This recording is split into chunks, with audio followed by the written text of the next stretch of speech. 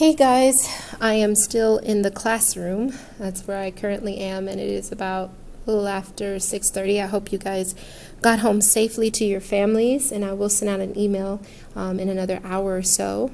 So this particular video is going to be the Chapter 2 review. So I'm going to give this a title. This is the Chapter 2 review, and again, solutions. I think I'm going to break this into two parts.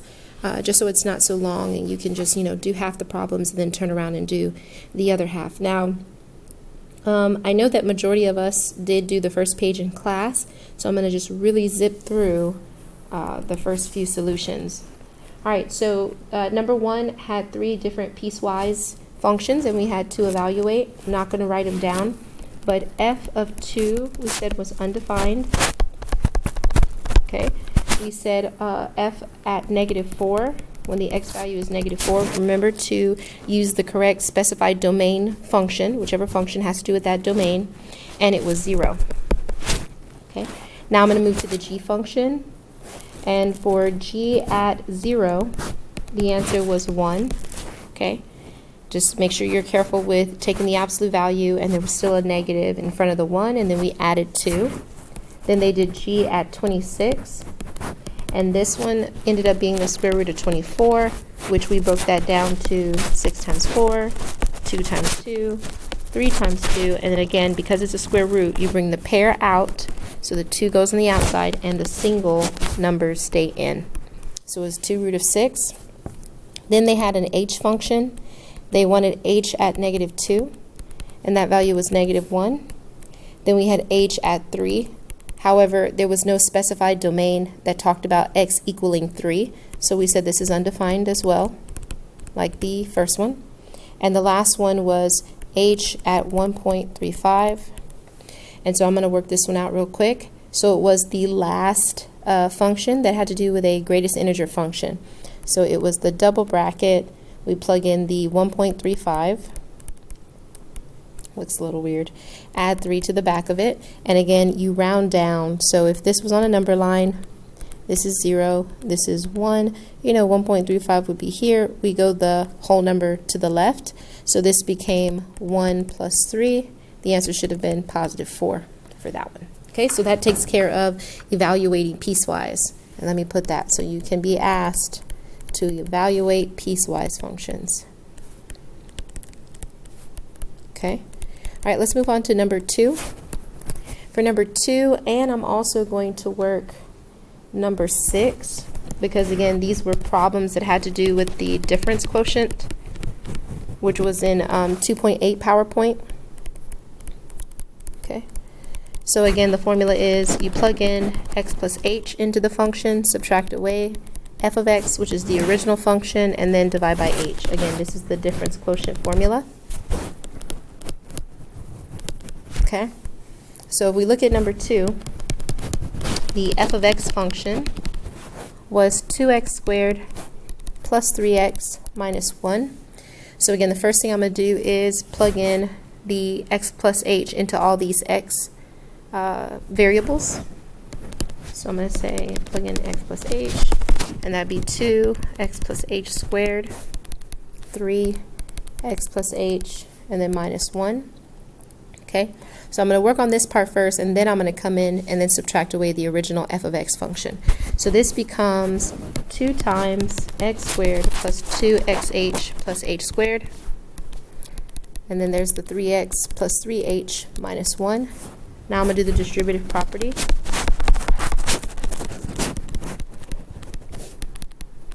Okay.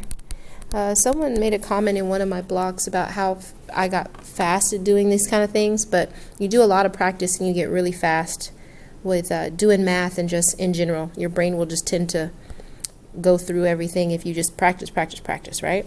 So, okay, back here, I'm going to put the original function. Plus, you guys know I like math, so one of those weird people, right? So let's go ahead and distribute -1, -2x squared here, -3x, and then plus 1 back here, and I'm going to just drop down all these terms. And once I do this part, I'm going to quickly look at everything and see what I can cancel out. Perfect. Okay. Okay, so in this case, I'm going to change colors. The 1's cancel out. My negative 3x and positive 3x cancel out. This negative 2x squared and positive 2x squared. So here's where we are. We are at 4 xh, plus 2h squared plus 3h. And we're dividing all this by h. We're going to factor out an h because all three of these terms have an h in them. Okay, that leaves me with this. All divided by h. And so my x terms are gone. And so here's the final answer. 4x plus 2h plus 3. H cannot equal 0. And this is the answer. All right, good deal on that. I'm not going to work through number 6, but it's the same thing. Take your time. So for number 6, you should get, let me find my answer. Yeah, you should get 4x plus 2h minus 3. H cannot equal 0. Okay, email me directly if you have any questions on that. So this is number 1. We've done number 2, number 6. Let's go to number 3, which again, we talked about this in class. So remember, there is average rate of change. And again, the formula, of course, for slope, y2 minus y1 over x2 minus x1.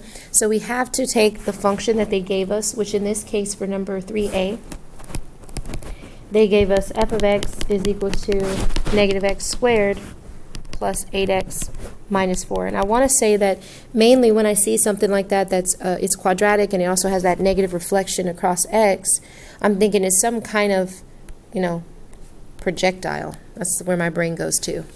Okay, that's something got thrown in the air, maybe like a ball. So they want the rate of change from maybe time 0 to time 4. So my x1 was 0, x2 was 4. Start with x2. Makes life a little easier. So we're going to plug in 4 very carefully. Okay. And the math I got here was negative 16 plus 32 and then minus 4. So if my math is correct here, I got 12. Now I'm plugging in x1, which is 0. Which 0 is awesome, right? Because there's really no math to do here. All those terms are gone. Just leave me with negative 4. Okay? So now that I have these, again, this is like my y2 value. This is my y1 value because it's dependent on x1 and x2. So I'm going to just plug it into my slope formula. So I have 12 minus 4. Sorry, 12 minus 4 over, and then again my x2 was 4. My x1 was 0. So 16 over 4, you should have got 4. And they don't have any units, but usually this is probably like feet per second, if this is a projectile or a ball being thrown in the air, like how high it went up and then the change in its rate. So probably 4 feet per second. All right, let's go to 3b. Change colors. For 3b, the same thing. They gave us a g function. 2 minus the root x plus 1. Okay, sorry about that. And so now our x1 and x2 value, they gave us 3, they gave us 7. Plug in the x2 value first. So don't ask me what my mind was telling me to write there. Sorry, that's g at 7. 7 plus 1, so 2 minus the root of 8, which we said in class, that's 2 minus 2 roots of 2. Then when I plug in 3, I get 2 minus 3 plus 1, which is 4. So 2 minus the root of 4, which that's 2, of course. So this was 0. All right, so this is our y2. This guy is our y1. And so I'm going to come over here on the side again and just say m is equal to 2 minus 2 roots of 2 minus 0 over 7 minus 3, which is 4. So this is 2 minus 2 roots of 2 over 4. And then again, reduce all of these, everyone, by 2. Do not mess with the radical, all right? And so I got, when I changed it to a decimal, 207, and it was negative. So this would be my rate of change. Okay. I think that's good enough.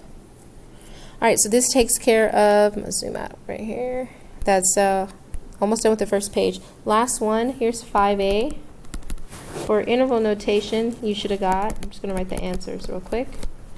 Again, if you want to, again, you will have a calculator, but there's some parts, of course, make sure that you don't, cheat, use a calculator when it says to, and then don't use a calculator when it says not to. But basically, you could graph all of these A through D and just look at them and then describe the domains. But for this one, it was negative infinity to 0, then 0 to 3, and then union 3 to infinity, because we said the denominator equal to 0 factored out in x. And then again, separately, you have x equals 0 or cannot equal 0, and then you also have that x minus 3 equals 0, x cannot equal 3. So those are my only two restrictions. Everywhere else is good. And then for set builder,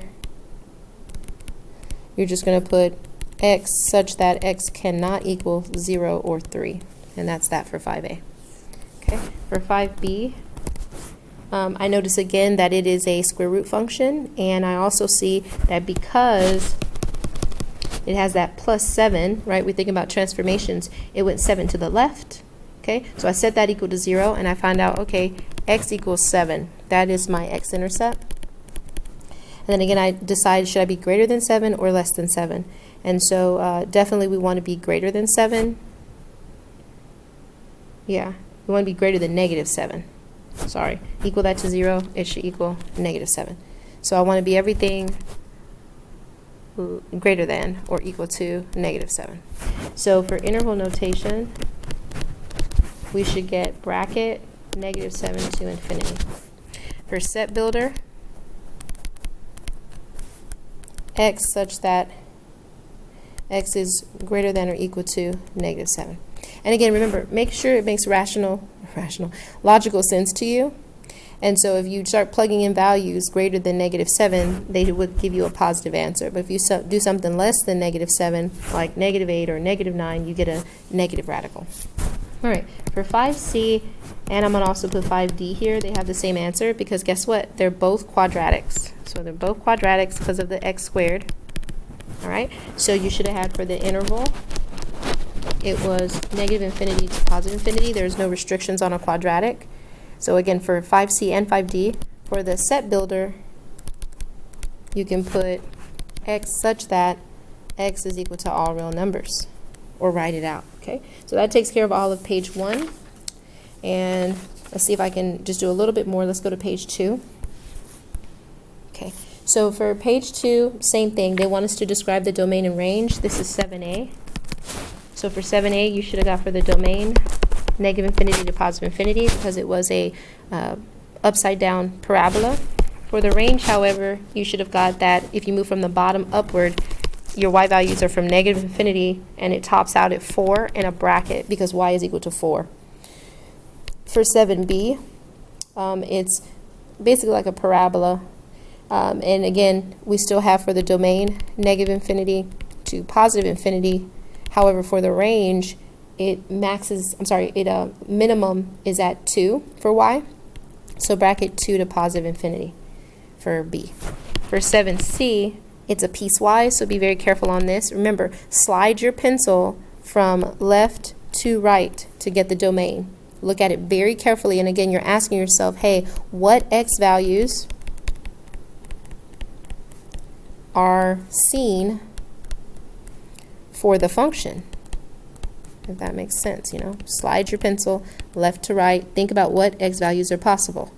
Okay, so now the way I look at it is I say, hey, I know that my domain, let me put it right here, negative 4, I see it at negative 3, I see negative 2 and all those decimal numbers, but when it gets to negative 1, bloop, it's not equal to that value. I'm going to erase this little piece right here. Okay, now for the range, well, I'm sorry, I'm not done with the domain. So I keep going, I see a little break between negative 1 and then 0, and then it picks back up.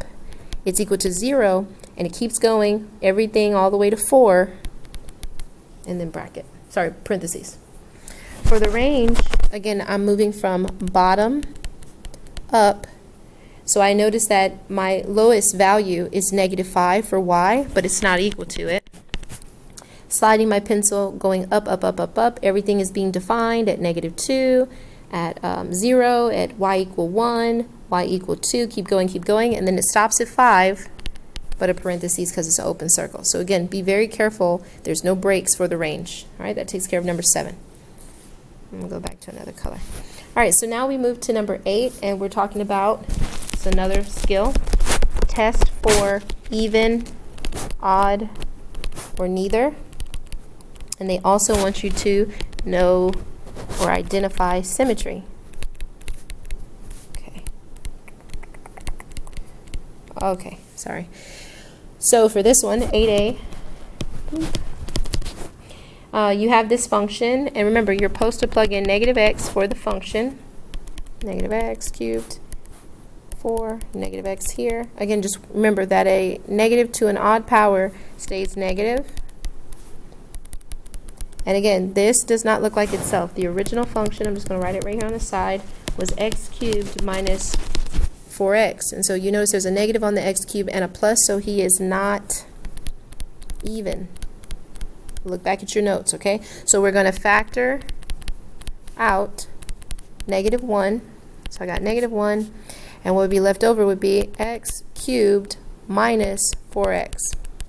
And this, my friends, still looks like itself right here, f of x, and then I have that negative, so you are odd. So again, when you plug in negative x in there and you get this guy is odd.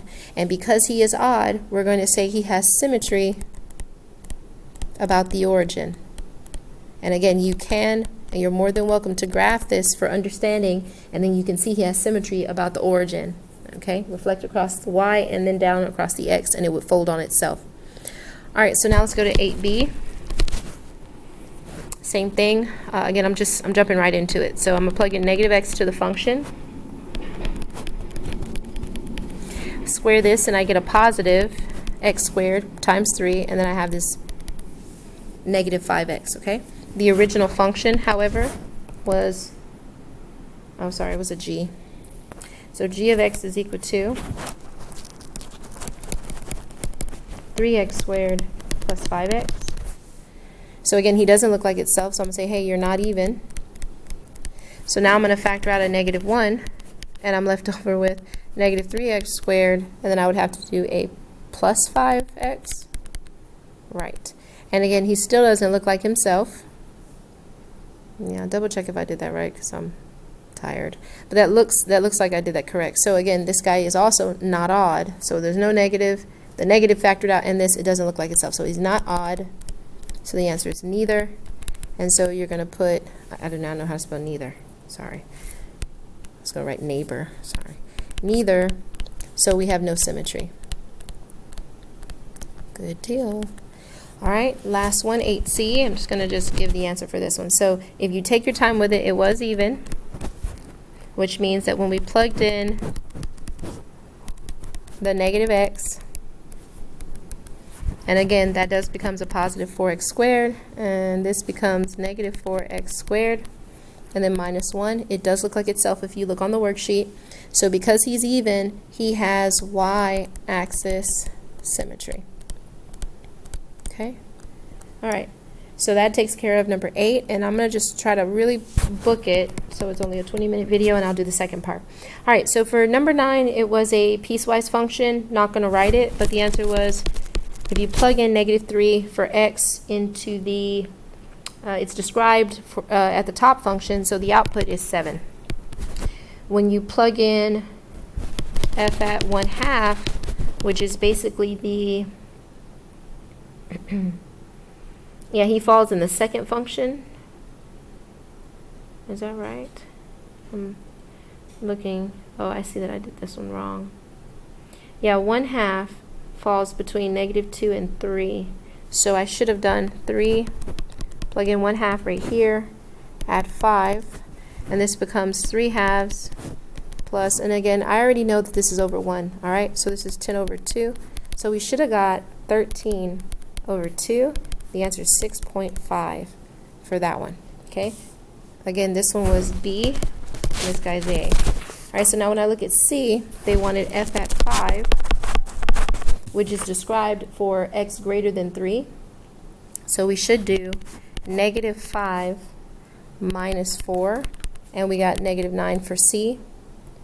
Then they swap over at D and they talk about the G function, they want a G at -7, so use the other piecewise function, not piecewise, I'm sorry, greatest integer function. So at -7 we get 1/2, and you plug in -7 for x, plus 1, and again it's in the greatest integer. So I know that half of -7 is -3.5. Again, I'm still inside of here, -3.5. Then I'm adding 1 to this, which would be -2.5. I have to subtract because they're opposite signs. And I choose the guy to the left. So for this one, you guys, you should have got -3 for D. Again, on the number line, I don't even know what I'm doing. This is -1. That's -2 over here. Is -2.5. So we're choosing -3. Go that way to the left. All right, let's go to E. If you do G at 3/2, okay, remember that that's 1.5. You should get 1. I don't want to show that one. I'll do this one though. G at 5. So the function again, it would 1/2 times 5 plus 1, all in the greatest integer. So half of 5 is 2.5. So we got 2.5 plus the 1 in the greatest integer function. There's 3.5. And again, I want to choose the guy to the left, so I'm rounding down. The answer to this should have been, did I do that right? Half of 5 is 2.5. 2.5 plus 1 is 3.5. Oh, I see what I did. Yeah, this is 3.5. Sorry, guys. So again, I am choosing the guy to the left, round down. It was 3. Just had a mini brain fart. All right, so I'm going to stop the video there.